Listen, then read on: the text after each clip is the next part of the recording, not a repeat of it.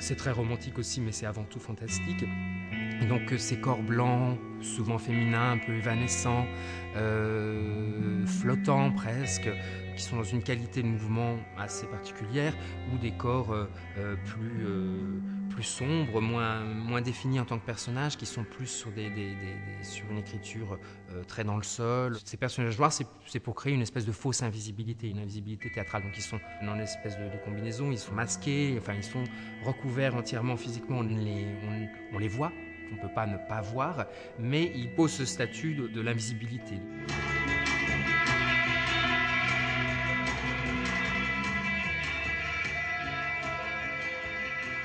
La pièce, en fait, cherche à transposer les codes du fantastique dans un champ chorégraphique.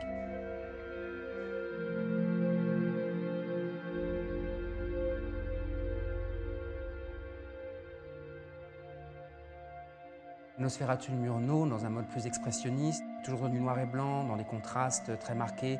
Là, il y a une physicalité, théâtralité du personnage de Nosferatu qui est absolument étonnante.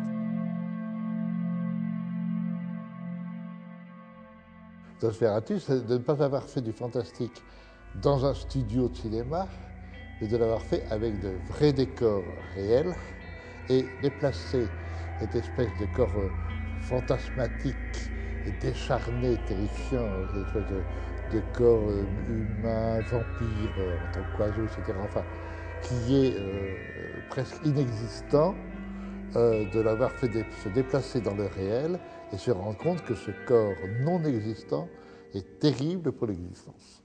Une des choses un peu fondamentales, hein, évidemment, dans ce genre, c'est l'idée de temps instable, donc de temps éventuellement parallèle, d'espace aussi instable, donc parallèle ou superposé. On est dans un endroit un peu flottant. Et donc il y a un monde en bas, un monde en haut, un monde en dessous, il y en a partout. En fait, c'est pour ça qu'il y a aussi cette symbolique du plongeoir, deux jambes qui sortent du plateau. Donc ça indique bien qu'il y a quelque chose en dessous, qui serait la suite, peut-être, tout simplement. Il y a un moment un corps qui apparaît en haut, par les bras, donc ça veut dire qu'on pourrait retrouver le début aussi là. On n'est en effet pas sur une surface évidente, un sol plat, mais qu'on est dans un endroit mouvement qui nous permet peut-être de passer de temps en temps dans une autre dimension, entre guillemets. Ça peut être juste un imaginaire. La danse, curieusement, est plus facilement porteuse du jeu de la discontinuité. Et ça intéresse beaucoup les chorégraphes, parce que d'un seul coup, les corps qui se cassent, etc., c'est bien, quoi.